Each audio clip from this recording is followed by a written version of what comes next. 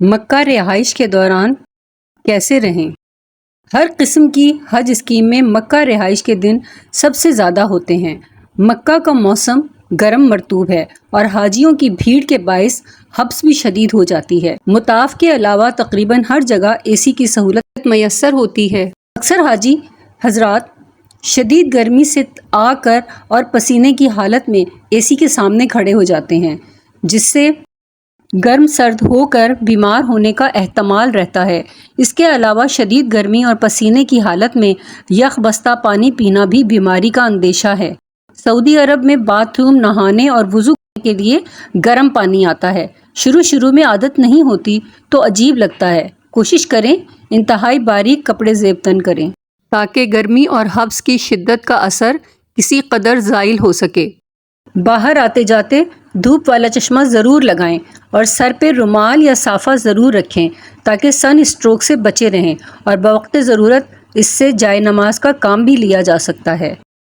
ضروری باتیں۔ سب سے پہلے یہ کہ مکہ مکرمہ خصوصاً حرم میں ہر بات، عمل اور معاملے میں ادب کو ضرور ملحوظ خاطر رکھیں۔ ہمارے یہاں سے لوگ چپلیں ہاتھ میں اٹھائے طواف کر رہے ہوتے ہیں، طواف کرتے کرتے موبائل فون پہ بات کرتے ہیں یا ساتھیوں سے گپے ہانک رہے ہوتے ہیں۔ اس کے علاوہ اعمال سے زیادہ فکر لمحہ بلمحہ موبائل سے اس کی ویڈیو یا تصویر بنانے کی رہتی ہے، اور سیلفی کلچر سے تو اللہ کی پناہ۔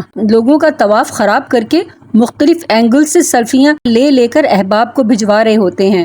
مقام عبرت ہے کعبہ کا منظر آنکھوں میں محفوظ کر دیں، کبھی ڈیلیٹ نہیں ہوگا۔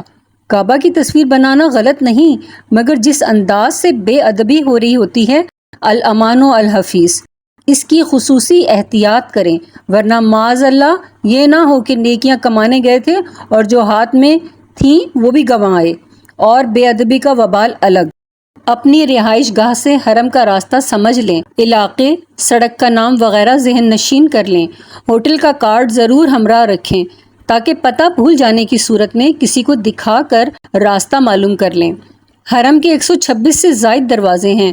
آپ کے رہائش والے راستے پر جو بھی دروازہ آتا ہو اس کا نام اور نمبر ضرور یاد رکھیں، کیونکہ حرم کا نقشہ گولائی میں ہے اور تقریباً تمام دروازے اندر سے ایک سے ہیں۔ دیگر احباب یا اپنے گروپ کے دیگر حاجیوں کے ساتھ آنا جانا کریں تاکہ کسی ایک کو راستہ بھول جائے تو دوسرا رہنمائی کر سکے، اور اعمال و عبادات میں بھی ساتھ بنا رہے تاکہ ایک دوسرے کو ترغیب دیتے رہیں۔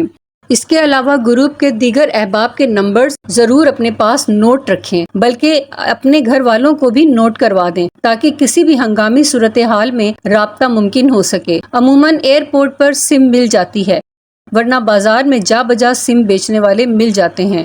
وہاں Viber, Skype, WhatsApp, Facebook, Messenger نہیں چلتا، بلکہ انٹرنیٹ کی کال کے لیے ایمو چلتا ہے، وہی ڈاؤن لوڈ کر لیں اور گھر والوں کو بھی بتا دیں۔ اس کے علاوہ پہلے دن جا کر اطلاع کر دیں اور پھر روٹین کے حساب سے بتا دیں کہ پاکستانی فلاں وقت بات ہو سکتی ہے۔ کوشش کریں زیادہ وقت لمبی باتیں کرتے دنیا جہان کی خبریں لینے کے بجائے عبادات میں صرف کریں کہ وقت بہت کم ہے، اسے زیادہ سے زیادہ قیمتی بنائیں۔ Subscribe